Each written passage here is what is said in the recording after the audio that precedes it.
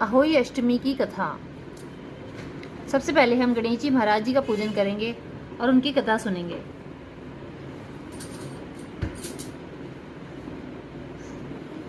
बोलो गणेश जी महाराज जी की जय।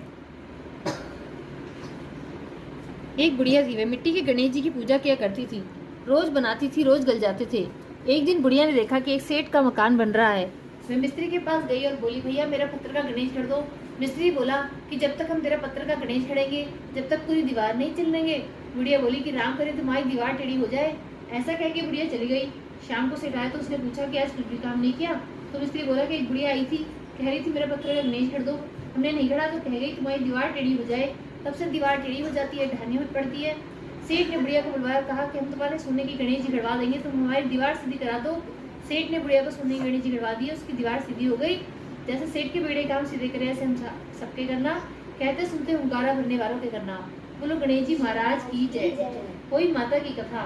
एक साहूकार था जिसके 7 बेटे 7 बहू थी और एक बेटी थी। सब कोई मिट्टी लेने गई। मिट्टी खोदते समय ननद के हाथ से स्याऊ का बच्चा मर गया।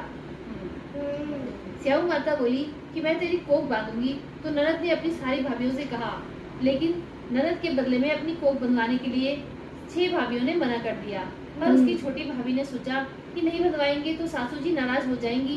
तो छोटी भाभी ने अपनी कोख बंधवा ली। अब उसके जो बच्चा होता वही 7 के दिन मर जाता। एक दिन उसने अपनी पंडिताइन बुलाकर पूछा कि क्या बात है, मेरे बच्चे वही 7 के दिन मर जाते हैं। पूरी वीडियो का लिंक डिस्क्रिप्शन बॉक्स में है। गाय की सेवा किया करो। सुरभि गाय स्याऊ माता की सहेली है, वह तेरी कोख छोड़ेगी तब तेरा बच्चा जिएगा। अब वह सुबह उठकर सुरभि गाय का सारा काम कर जाती। गौ माता बोली कि आजकल कौन मेरी इतनी सेवा करता है, मेरी बहुएं तो क्या करेंगी, वो तो लड़ाई करती हैं। आज देखा जाए